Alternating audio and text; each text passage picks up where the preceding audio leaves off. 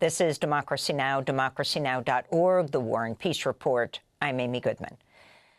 Mahmoud Khalil, the Columbia University graduate and protest leader being held in ICE detention, felt like he was being kidnapped when he was arrested last week and flown to Louisiana, shackled and in handcuffs by agents who never identified themselves. That's according to an updated lawsuit filed by Khalil's legal team late Thursday.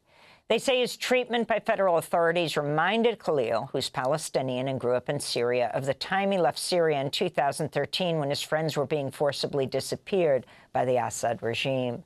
Less than a week after immigration authorities detained Khalil, Department of Homeland Security, or DHS agents, were back on Columbia University's campus late Thursday to serve 2 search warrants. Columbia's interim president said no one was arrested or detained and that the university was obligated to comply with the warrants.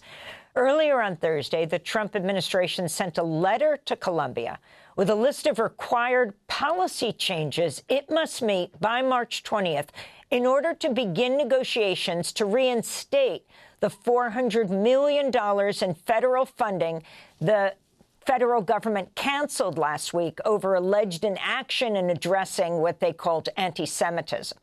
The letter outlines 9 preconditions the university must comply with. These include disciplining students involved in Gaza solidarity protests last spring with expulsion or more severe suspension, turning campus safety officers into police, adopting a definition of anti-Semitism that could limit criticism of Israel, and taking over the Department of Middle East, South Asian, and African Studies. In a post on social media, the retired Columbia law professor Catherine Franke described the letter as a ransom note. Before news of the letter was revealed, Columbia's administration announced a range of punishments affecting at least 22 students involved in the occupation of a campus building last spring. The students were expelled, suspended for several years, or had their degrees temporarily revoked. Meanwhile, opposition to the Trump administration's attempt to deport Mahmoud Khalil is only growing.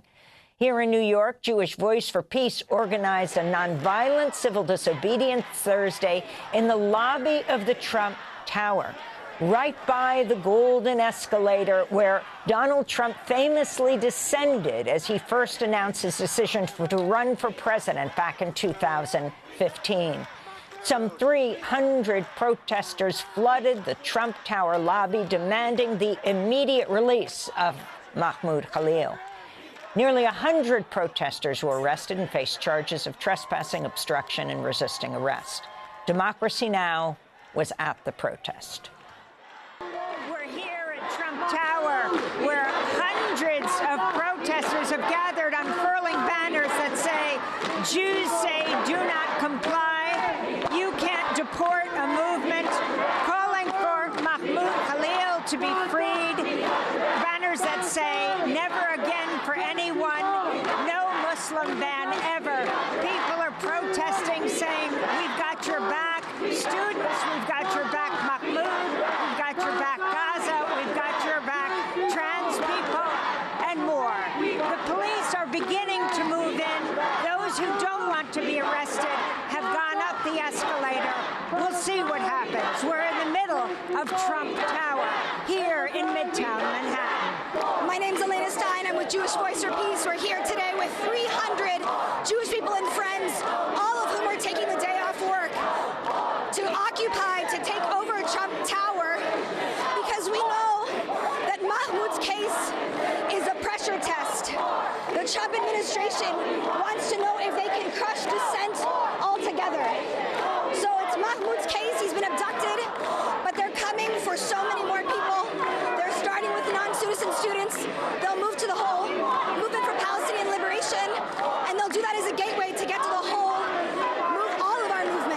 And so the time is now. We need everybody to stand up as loudly as possible and ensure that this case cannot go through for all of our movements. I'm Jay Saper with Jewish Voice for Peace, and I'm here to raise my voice to free Mahmoud Khalil. We see that the president is taking action in our name, and we refuse. We see this as a chilling of dissent, and we understand when you come face us all. As Jews, we have an experience with fascism, and our tradition teaches us that we must fight against fascism. So that is why we are rising up right now at Trump Tower to challenge the president's disappearing, kidnapping, abduction of Mahmoud Khalil. I have members of my family who were killed at Auschwitz in the Holocaust, and so I am deeply compelled by my family's story to do everything I can to take action for all of our communities that are under attack right now. This has absolutely nothing to do about Jewish safety, and we will continue to raise our voices when they are talking about taking action against anti-Semitism. That is not the case. What they are doing is stifling the movement for Palestinian liberation, and as Jews, we are calling for the U.S. to stop arming Israel, because we believe our liberation is intertwined with one another, and none of us can be safe until all of us are safe. I'm Jane Hirschman with Jewish Voice for Peace, and we're here to say to President Trump, he's got to stop authoritarianism, this fascism. I personally know about it. My parents were Holocaust survivors. My grandfather and uncle were abducted late at night, just like Mahmoud, just the same, and they were taken to jail. And my mother had to find them and get them out. Once they come for one of us, they're going to come for all of us. And we are here to say to Trump, no. And we are Jewish. We're here strong. There are over 216 of us. And this is a message we want to send to the president. From Palestine to Mexico, all the walls have got to go. My name is Josh Dubnau. I'm here as a Jew because I refuse to allow this administration to speak in my name, to use our names as Jews, to carry out a fascist agenda.